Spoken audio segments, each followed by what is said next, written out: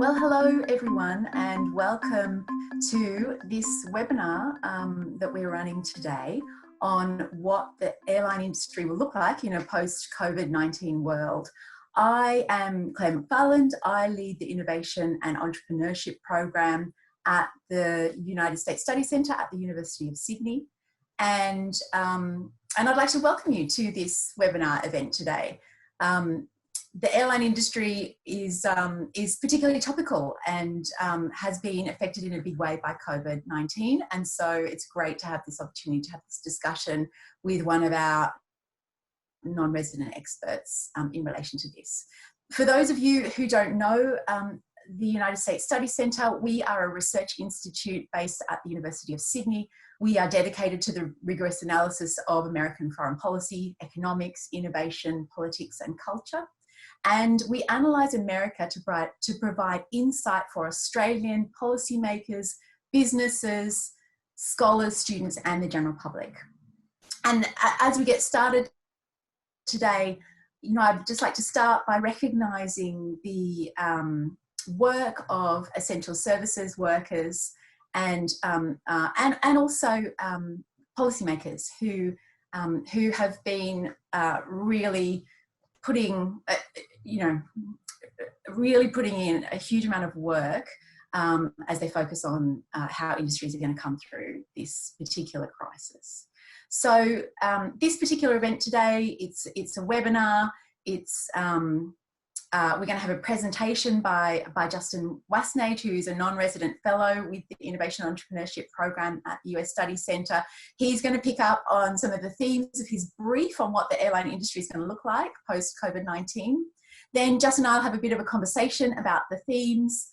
Some of you have submitted questions, pre-submitted questions as part of the registration, and so we'll go into some of those, and then we'll have some live Q&A as well. So as things come up for you during Justin's presentation and our discussion, please go ahead and add questions through Zoom's Q&A, and just recognise that I'll be reading them on the fly, and so it would be really ideal if they are pithy and questions rather than statements. That would be really helpful from my perspective. So before I hand over to Justin, I'd like to introduce Justin. Justin Wastnage has been a non-resident fellow at USSC for the last 2 years. He's published a couple of research pieces, which I happen to have handy here, on airports and the aviation industry in the US and the impact for Australia, particularly lessons around American airport cities and how the US encourages industry around airports, particularly in the context for us of Sydney's second airport. Currently, Justin is the CEO and founder of Vloggy, which is a video collaboration platform. And in a subsequent webinar, we might hear a bit more about that. But he's also an aviation and tourism policy consultant. He's a former board member of Aviation Aerospace Australia, which is the peak body for aviation and aerospace industries. He's a former director of aviation policy at the Australian Industry Group Tourism and Transport Forum. And prior to this, he worked for more than 10 years in aviation and travel journalism. So that I can't really think of a more well-qualified expert to talk to us today about the implications for the aviation industry as we go through this particular crisis. So Justin, I'm going to hand over to you, and I look forward to the conversation subsequently. Thank you, Claire, and welcome everyone. I can think of some other experts who are more qualified, but what I've done in a lot of research and a lot of my background is looking at not only where we are today, but looking at what that could mean for the future. So there's a lot of documentation around the current impact on the air transport industry and on tourism and travel.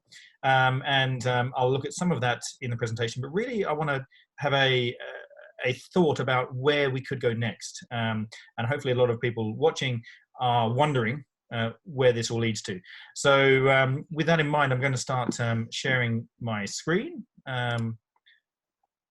So basically, as everybody on this call, I'm sure, will be aware, this is first and foremost a health emergency. And as Claire pointed out in her remarks, the first thought that everyone has must be to healthcare workers and to the health of the economy. But as we're starting to see, especially in Australia now, is the impact on the economy. So the health impact will run its course, and different durations for different economies.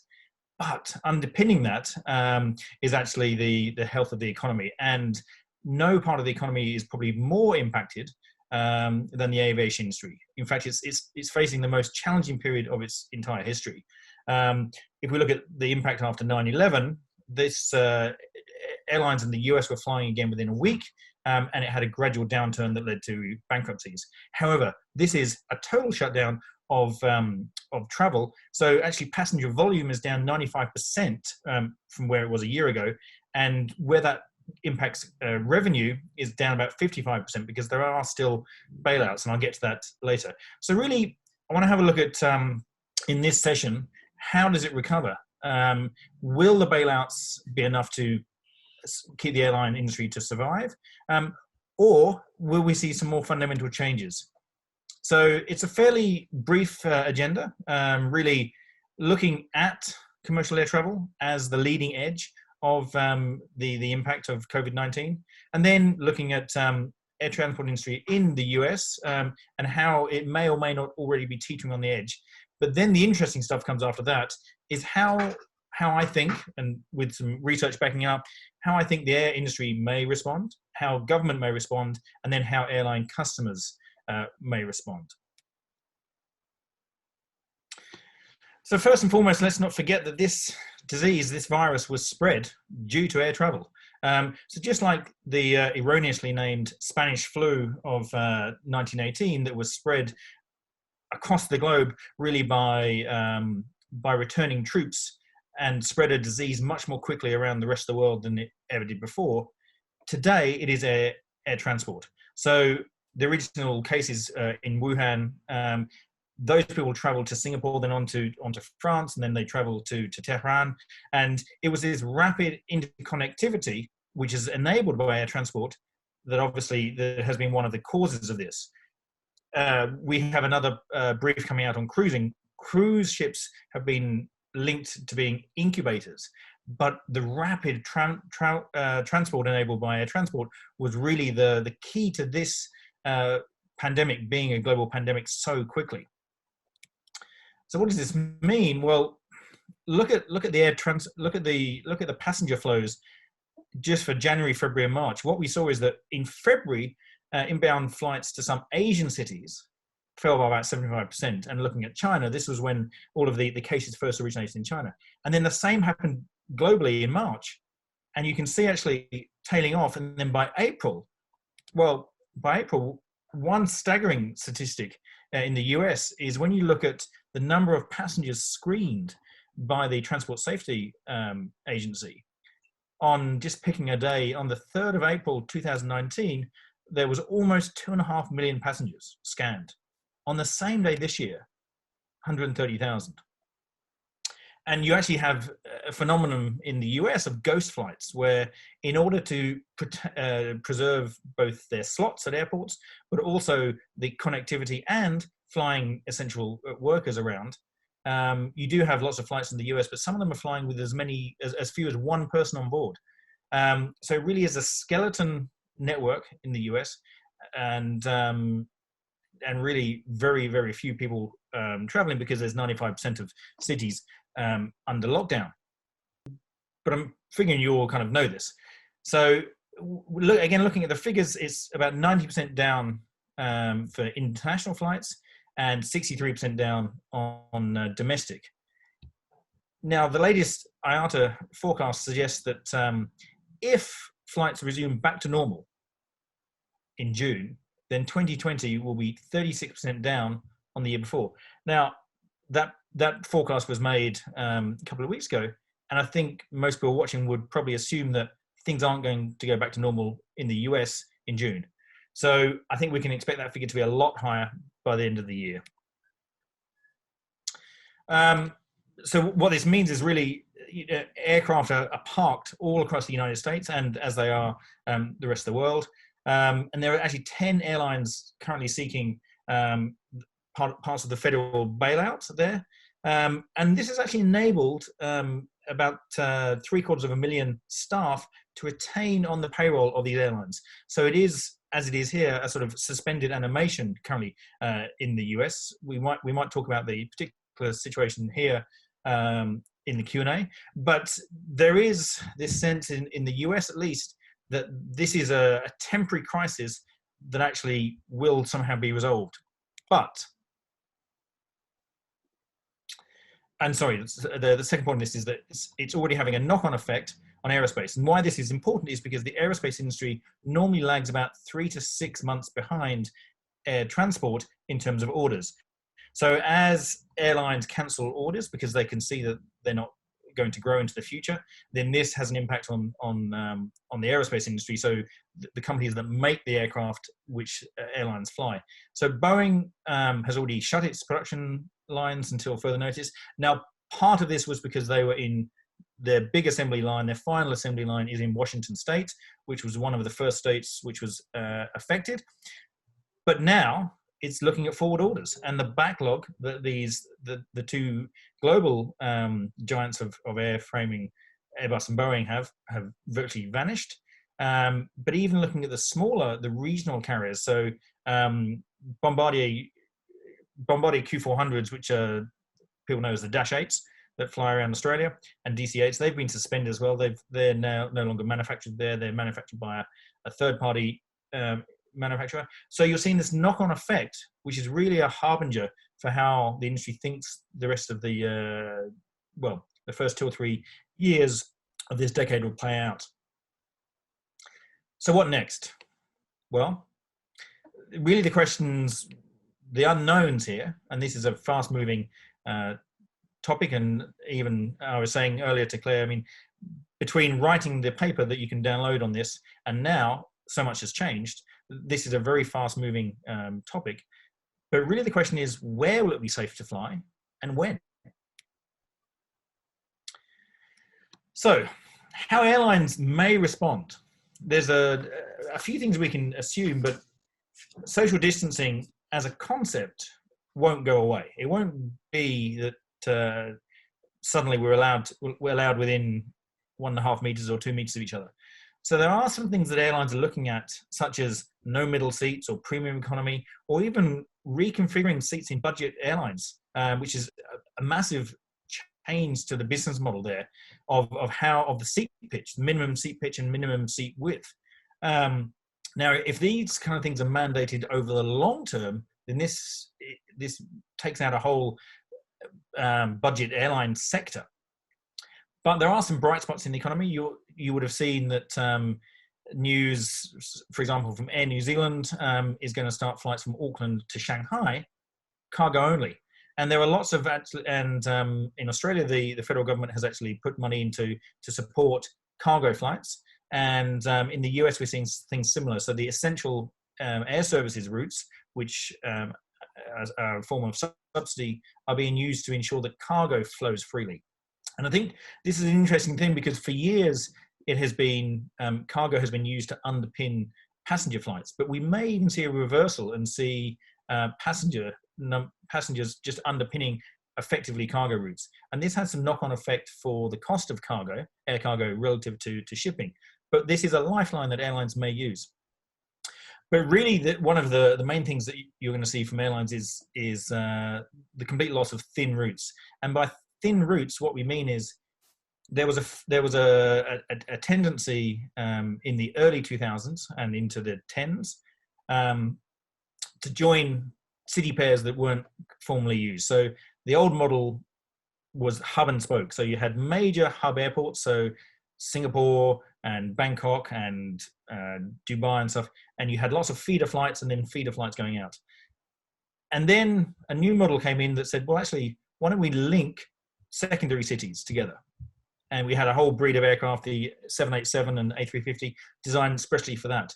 Now, the route economics of those just don't work in the post-COVID world, because there will be a dramatically reduced number of travelers, which means that it's the hub airports that actually will gain again. And if you're traveling from, I'm going to pick two, Adelaide to I don't want to pick it specifics actually, but but suffice to say that secondary cities will lose a lot of their direct air services, and going back through hubs will be a phenomenon. Now, how governments will respond? Well, IATA used to complain that in Australia, where there was 14 different checkpoints on an international journey, Australia being one of the highest in the world by the time you have security and passport control and biosecurity and this and that. 14 was too many, but I think we're going to see 15 or 16, because there will be a lot of health checks embedded into that departure and arrivals journey. This may mean reconfiguring of arrivals halls. This may mean reconfiguring of departure halls. But whatever it is, there will be heat monitors and some of that apparatus for anyone who is allowed to fly. And I think we're going to see really greater state intervention, which we're already seeing at the moment through subsidies. So we're already seeing lots of governments around the world respond to this crisis with direct stimulation of the market, basically support packages. But what we're going to see later on is we're going to go back. My prediction is to greater state ownership. You'll see even some of the airlines in the US that are receiving some of the bailout package. In their bailout package is actually written that if the debt goes above a certain amount, that gets converted into equity. And that's in the US. Whereas the global aviation system is unique in that it doesn't really allow mergers over states, over national boundaries. And this gives governments an incentive to actually prop up their flag carrier if they have one, which most countries still do, because they need to keep that connectivity going. So there will be a lot of that in the second half of the year, a lot of government intervention, either through subsidy or through direct intervention. But then there will be stimulus. So once people are allowed to fly again, and I'll get to where they may fly in a second, but once they are able to fly, then things like departure taxes and visa fees, which are barriers to people flying, they will be waived, because if you're competing with a very small pool of people who can travel, then you'll do anything as a government to get those people to come to you rather than go elsewhere. But how travelers may respond is probably the key thing. And the last point here, domestic travel will come first, then travel between COVID-free states. This is probably the thing that's shaping now. So they're probably, once the Australian states are satisfied that the virus is under control, say even between Western Australia and South Australia, that those two governments may permit flights between those two. And then that will open up. And then has already been flagged across the Tasman, there may be reciprocity. So it may be that Australian and New Zealanders or citizens of those countries or residents of those countries are allowed to fly between those two. And it may be that somewhere like Taiwan, which has managed to effectively eliminate the virus, may be allowed to travel. So you won't get this entire network opening up. And unfortunately, my prediction is that the US will be a long way down this. So we'll start to see areas of the world where COVID has been eliminated or been under control, allowing travel between. And you may need some certificate, but even before a virus is enabled, New Zealanders may trust Australia enough to say that Australia hasn't let anyone in, so they will allow travel. So that'll be the main prediction. But then there's some other things in there as well. So corporates are actually now looking at their risk, their health insurance, and saying, well, we actually, as a duty of care, cannot allow our staff to travel to such certain countries. This is an extension of the current health insurance, but it will effectively ban business travel for longer than leisure travel, which is a major thing to think about. But the biggest prediction, I guess, is probably that, as I said earlier, around the seating configuration. Budget carriers with very high density of passengers probably won't be allowed to fly initially, just because of social distancing on board. So those are the real sort of predictions. And now, and this is talking about the aviation industry and talking about the Dreamliners, open for questions. So I will hand back to Claire now, who's got some questions. Thanks, Justin. And so I have a couple of questions, I guess, to start with. And one of those was is around the air industry impact. So you talked a little bit about the CARES Act and the fact that in the US, the fact that 10 US airlines, I think it includes some of the big ones, have indicated that they're going to take funds through that package. But one of the things that I think is quite interesting, and you referred to it a little bit in the US, is the bankruptcy provisions that exist, and the difference in that system to the Australian system. There's a number of, previous airline shocks have resulted in a number of US airlines going into bankruptcy and then coming out of that and continuing to trade. So what do you think, I mean, what has that looked like for those airlines through those kind of shocks in the past? What are some of the implications of that? How do airlines come out of that kind of a shock like this, or the process of bankruptcy, and what looks different about them? Yeah, thanks, Claire. So, look, I think that's kind of what I was alluding to earlier when I showed the pictures of the parked aircraft. It really is a state of suspended animation. And the first part of that is the CARES Act, which is essentially the payroll protection part of that. And through that, the federal government there is saying, well, we will support you to pay, like the JobKeeper provisions here, to pay your salaries. The difference being in the US actually is that any company over 100 million in payroll has to give equity back to the government in return, which is what I was saying. So the federal government will end up owning some of these airlines it bails out, or parts of. But the interesting thing about the Chapter 11 bankruptcy protection, so again, after 9/11, which was the biggest shock before this, we saw carriers go into bankruptcy protection. And that actually allows the companies to actually restructure their operations and do a lot of stuff that you would have to do in most other jurisdictions in bankruptcy administration. But you're using your own board and your own internal staff to do it, rather than externally appointed administrators. And so what we saw after that was we did see some mergers and acquisitions, which were negotiated behind closed doors, rather than in the administration process. Here, you tend to have it played out in public, and venture capital firms come in and propose packages. Not in public, sorry, but it is more public than the equivalent in the US. And look, we saw by about 2003, the airline industry in the US come back much leaner and fitter, having shed lots of unprofitable routes, having shed lots of staff, but also having retired lots of aging aircraft out of their fleet. And that is a provision in the US which will, because the US doesn't have a national carrier, or hasn't had a national carrier since Pan Am in the 70s. The US government isn't in a position to pick favorites as most other national governments are. Yeah. Okay.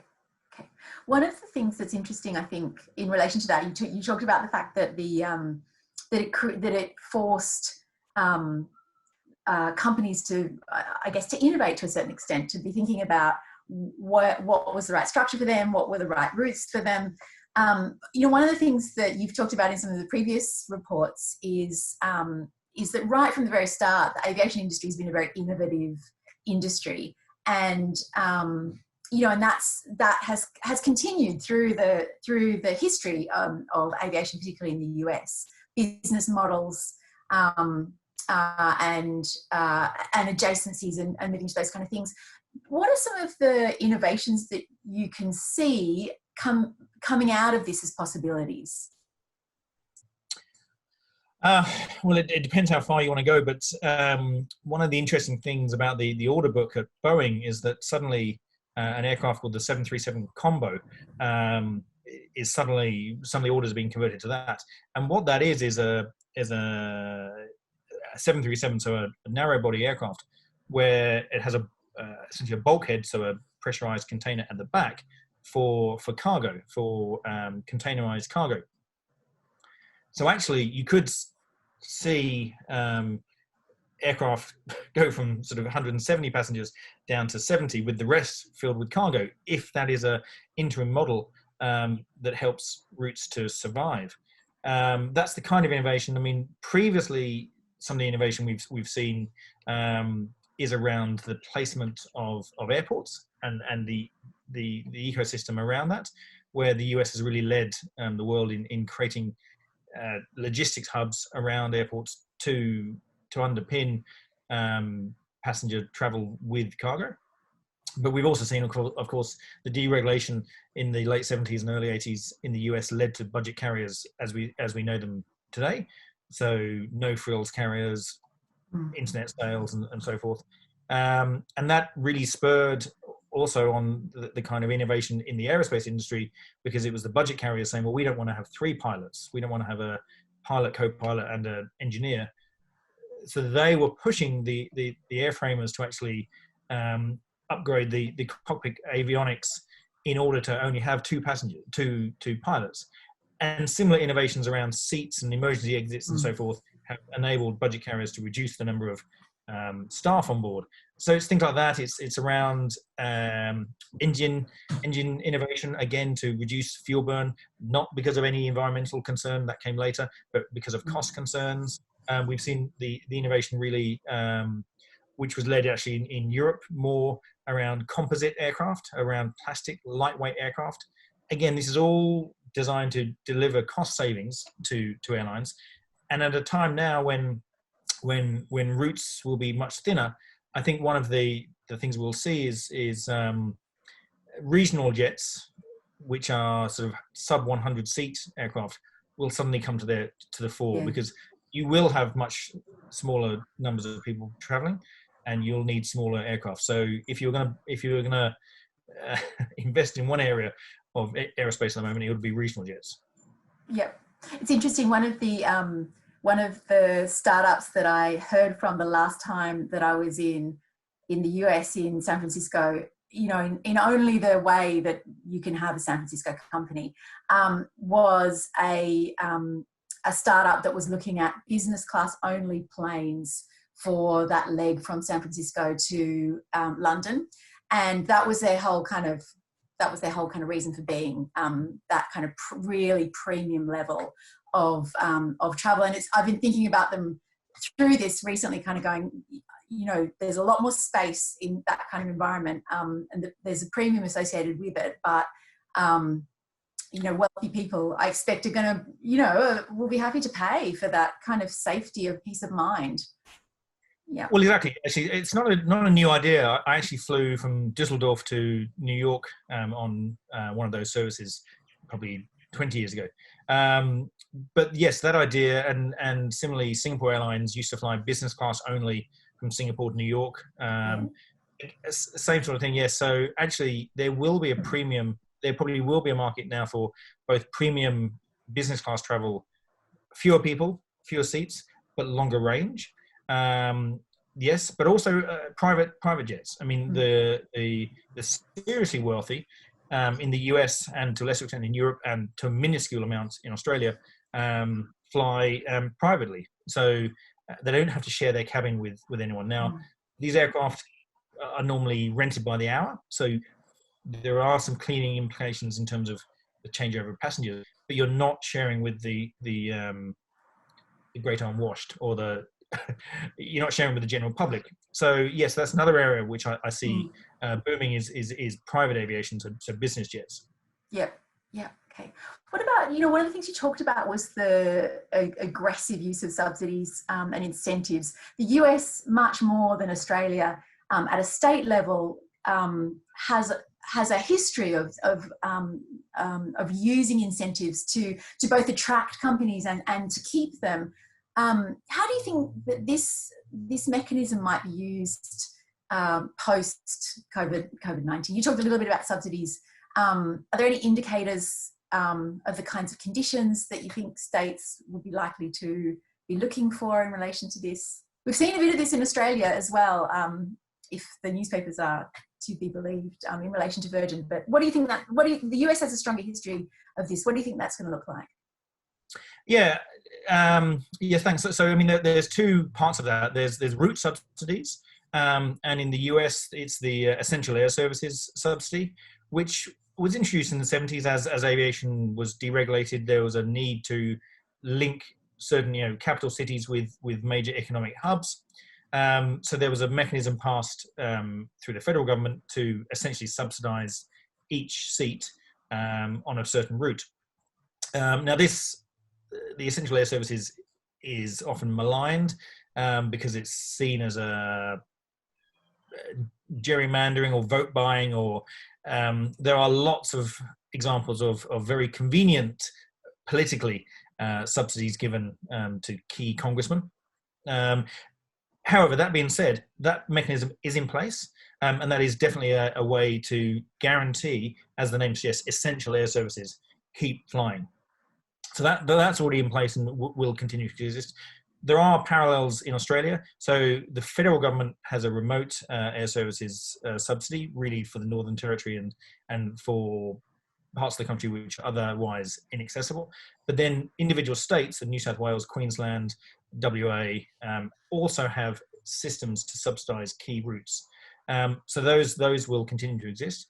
But then the other thing that you're referring to is the cherry picking of large airlines and large aerospace manufacturers through state government subsidy and sometimes city government subsidy. So yes, I mean, Chicago grew into being the world's busiest hub at one stage because the mayor of Chicago wanted it to be. So he basically managed to convince the Illinois governor, and they basically bought United Airlines headquarters and placed it, or hub, and placed it in Chicago into this brand new airport they built.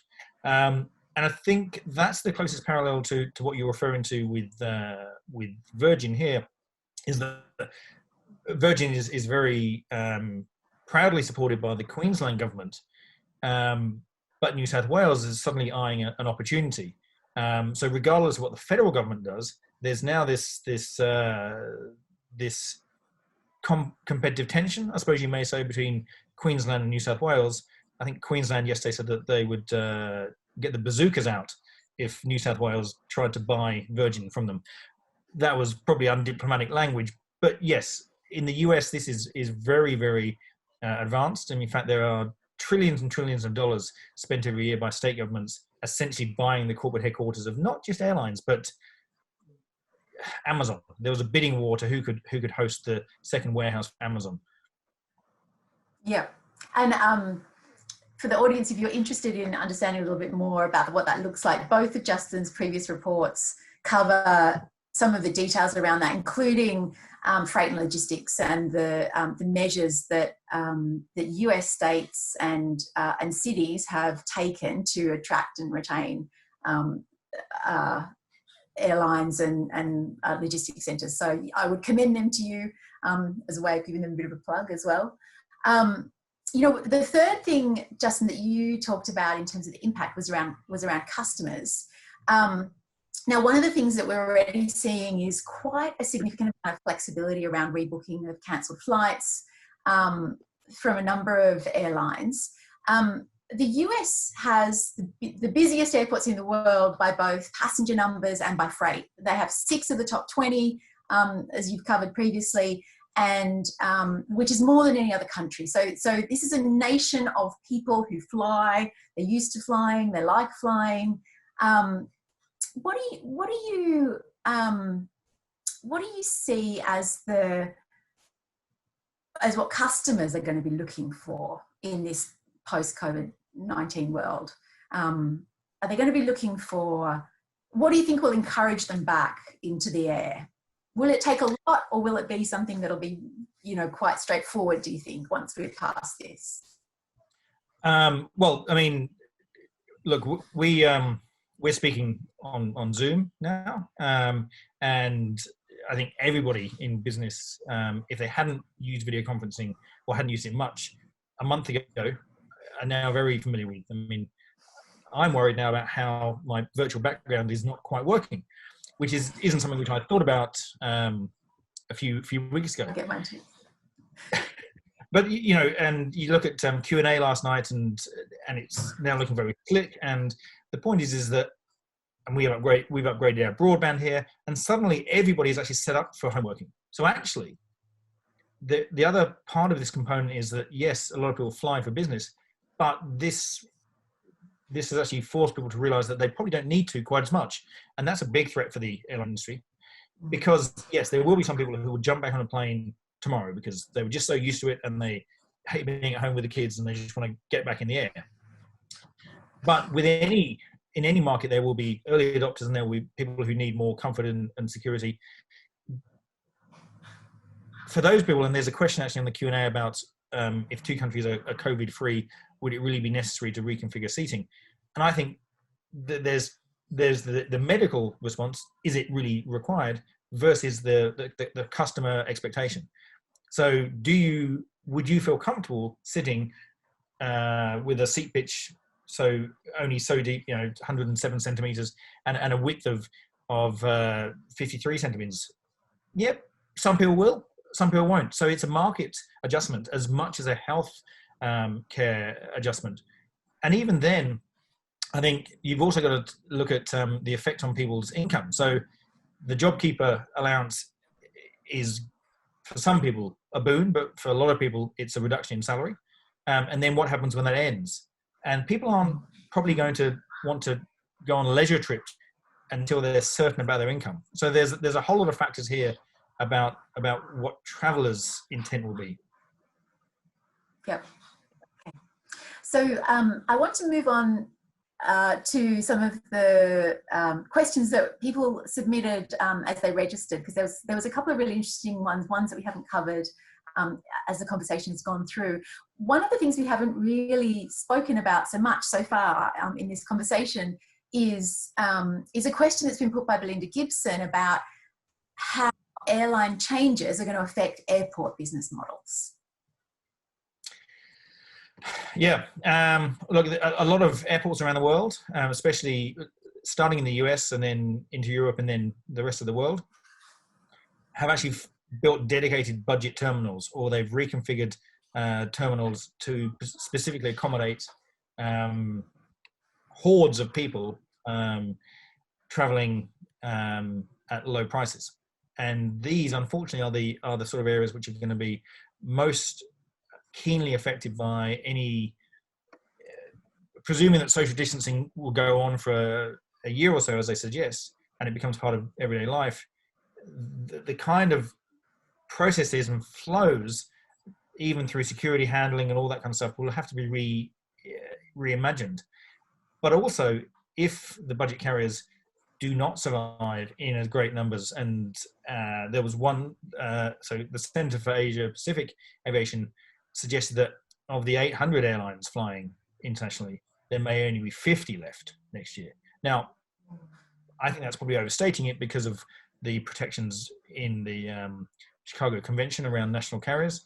But even so, there will be a lot of airlines at the end of this year that do not exist. And so this has a massive impact for airports who have hinged their growth plans on budget carriers.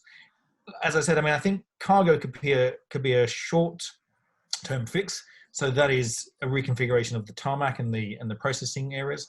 But yeah, essentially it's some of the work that's been done in airports like Brisbane to have a lot of space and a lot of free flow. And Brisbane's blessed with having a huge amount of space, and Melbourne as well. But if you look at the US, that situation isn't replicated really. There aren't many airports in the US, apart from maybe Atlanta, that have vast areas of space to allow for social distancing. Yeah.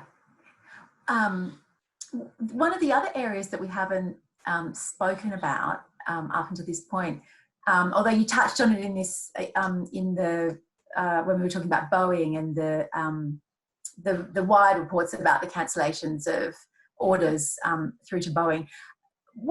Peter Hayes has asked this question about what you think the impact will be on the US aerospace manufacturing sector. It's a really big sector as part of the US economy. And there's also a question about the supply chains essential to aviation that's come through from Jed Horner. What do you think the future holds for those? Yeah, well, actually, just looking at Peter's question as well, he's talking about component repair. And one thing I think that we will see shortly, like in maybe next month, is a sudden rush to do D checks and C checks. So some essential maintenance of aircraft that, and people are bringing them forward during this period of hibernation, and getting it done whilst they're still being government supported. So actually, there probably will be a boom in maintenance and repair and overhaul in the next couple of months. But you're right. The question about aerospace supply chains is much more nuanced, because they all rely on backlogs and whether they're building vertical stabilizers or leading edge composites, or even bolts and cabling looms. They all rely on the prime, so the Boeing or Airbus or Bombardier or Embraer, having enough orders.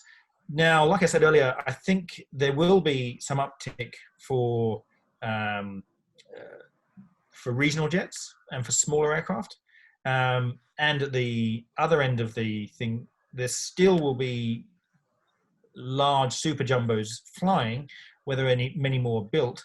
So I think there will be if I were a supply chain, if I were supplying the aerospace business, I'd be talking to regional jet manufacturers first, because if there's anywhere that's going to have some orders, it's going to be there, because really all these airlines that are going to go bankrupt, there's going to be a glut of supply of narrow bodies in the market, but there's still an undersupply of regional jets.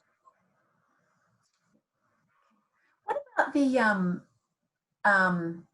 do you think it provides an opportunity for Australian manufacturing, or do you think that the opportunities will be taken up by the manufacturing supply chains that already exist? Yeah, look, unfortunately, Australia is a fifth tier aerospace supplier. So tier one being the primes, and then tier two being the people who make the complex bits, so entire wings and vertical stabilizers and tail fins and engines are sort of tier two, and then subcontracts to that. And unfortunately, Australia is really quite a low level supplier. So actually, and added to that, the difficulties of air freight logistics mean that you've got to probably say that the primes would probably look after their immediate tier one and tier two suppliers ahead of further down the chain, sort of tier four, tier five. So no, it doesn't look very optimistic, except if the Australian government wanted to ensure there was local manufacturing, which is a different political issue around, and that actually probably the question earlier about MRO, we may even see some maintenance, repair and overhaul brought back on shore through government policy, because suddenly governments are worried about exposure to China or exposure to global trade networks. Yeah. Okay. What about there was a couple of pre-questions submitted around tourism and the context of it being one of Australia's biggest industries and being hit very hard by COVID-19. So David Moore-Foster's interested in what the implications are for Australia's trade and tourism if other governments exercise greater control of airlines. And Miraj Huda had asked, should airlines pivot their marketing and advertising efforts as we go through this, and what do you think that might look like? Well, it's difficult to pivot if your business based on transporting large volumes of people around the world, when transporting people around the world is no longer allowed. So you're, like I said, I mean, one pivot could be towards cargo, which is, and you can find new business models to actually do that more effectively and essentially take shipping out at that price point. But that's probably a short-term thing, because shipping will always, well, you'd imagine would always be cheaper than air freight. And there probably are, like you said, some business model around business class only flights and things like that. There are some of those innovations, because those are things which have been experimented on before and could work again. But in terms of the marketing pivot, those are probably the two that I could see probably working. And what was the second part of your question, or the first part? Oh, about the marketing and advertising strategies. And actually, Julia Horn has picked up on this a little bit, asking around whether the logic around the airline credits for flights cancelled is a combination of both retaining liquidity and forcing us back into the air so that we relearn the habit of flying. Yeah. I mean, it's an impossible situation if you're an airline, because you obviously want forward bookings, but by consumer protection rules, you have to pass on, really. If you don't know when you're going to be able to fly again, then you cannot in good faith probably rebook those flights. And then you can give credits.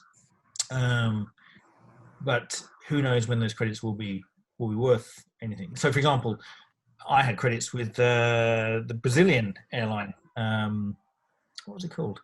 I can't remember. Anyway, Varig, and lost all those because it went bankrupt in the meantime. And I think people would be wary, given the uncertainty of having such credits. But that's more of a consumer protection thing as well. Rather than, but it is. I mean, the airlines should, because they're looking after their shareholders, ensure liquidity and minimise the amount of money going out.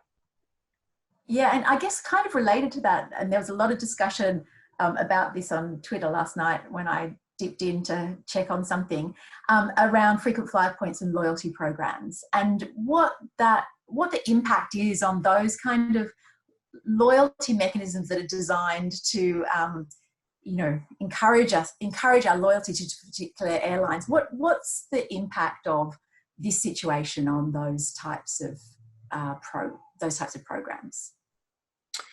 Well, expect some very generous offers. So in the US, as here, anybody's status has been rolled over for a year.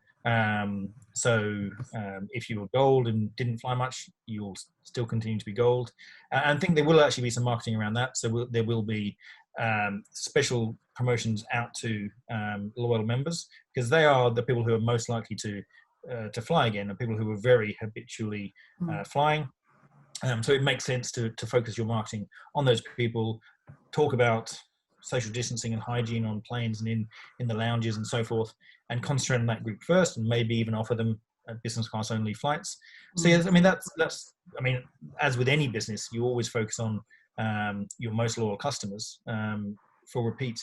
And the reason those people flew so much in the first place was because they had the greatest need to fly and the greatest ability to purchase flights, and that won't go away. And one of the other questions that has come up, and it kind of harks back to some of the conversation we were having around innovation earlier, from Jim Orchard, is about whether this level of disruption is enough to push us forward to transition to battery-powered aircraft or autonomous aircraft, or do you think that this pushes that further out? Yeah, look, I think today's price of oil news is interesting. So if you have somewhere to store oil, you can actually get it for free. So the price of oil is apparently negative, which means that people will pay you to take barrels of oil if you have somewhere to store them, like the Chinese do, and other countries as well. I mean, other countries are stockpiling oil. But that aside, the cost pressures that fuel places on an airline will exacerbate when margins are thinner. So I would imagine, unfortunately, there will be some pushback from the industry to actually say, well, that's a very nice thing air pollution is a very nice thing to think about normally, but just push all those goals back 5 years because we're struggling. However, there appears to be increasing research linking not the causation, but the correlation between air pollution and greater mortality rates in COVID-19. So if you look at Wuhan sits in a valley and has high nitrous oxides and particulates. which they think may have been, led to greater lung damage in the population there. The same is true of northern Italy in those bowls. Same is true in the UK. Same is true in New York. And if you look at where the major outbreaks are taking place, actually there's a correlation between high nitrous oxide. And so actually, even though a lot of people talk about CO2 emissions, nitrous oxides are a particular problem for aircraft, and a particular problem that they have when they are in valleys. Now, in Europe, a lot of this has been addressed with the mandatory use of ground power, which means that aircraft aren't actually idling and using their auxiliary power to power lights and stuff when they're sitting in the airport. That's one thing. But I would imagine that one, if it's proved, that one could be something that is looked at more seriously, because people don't want to have that. So that's ground pollution rather than upper atmosphere pollution. I think upper atmosphere pollution, airlines may push it further, kick it a little bit into the long grass, but this nitrous oxides question. Another question, which I think, just so that everybody's clear, we are a US study centre. Our focus is on the international context, as opposed to the situation with the Australian government and Virgin. So I'm not ignoring those questions. It's more that it's not really our context. We're looking at the lessons from the US for Australia. So forgive me. And I do see the question there from Doug Nancaro. So I'll say hi, Doug. Catch up with you soon. But yeah, as Claire says, we're mainly looking at the US rather than the specifics of the Virgin deal. Yeah, but there's an interesting question around the, and it's kind of related to some of the conversation we were having earlier around the impact on airports and ground staff. But Jim Orchard makes a good point and a question around stricter regulation on aircraft cleanliness and cleaning regimes. That you would expect that would be a feature, but what will that do in terms of turnaround times, and will that have a flow-on impact in terms of the way in which slots are provided to airlines? And are we looking at some of those kind of fundamental changes, do you think? Yeah, I don't think slot constraints will be an issue over the next 2 years. No. But the turnaround times, I mean, this goes back to the question about budget airlines. So budget airlines work on the obviously the more costs they can get out of their operation, the cheaper they can sell tickets for, and the more people they can fly.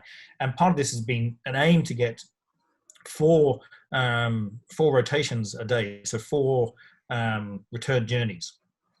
And this is only really possible by very quick cleaning and then very quick boarding. So the quick boarding can be done through the lottery system of you pay for express boarding or only boarding seats this to this, and to encourage quick boarding. But the cleaning, yes, I mean, they actually get, at the moment, many budget carriers use their cabin crew to also do the cleaning. So a difference really between full service carriers and budget. Full service carriers contract cleaners, and they would just be tasked to disinfect whatever is required by health authorities.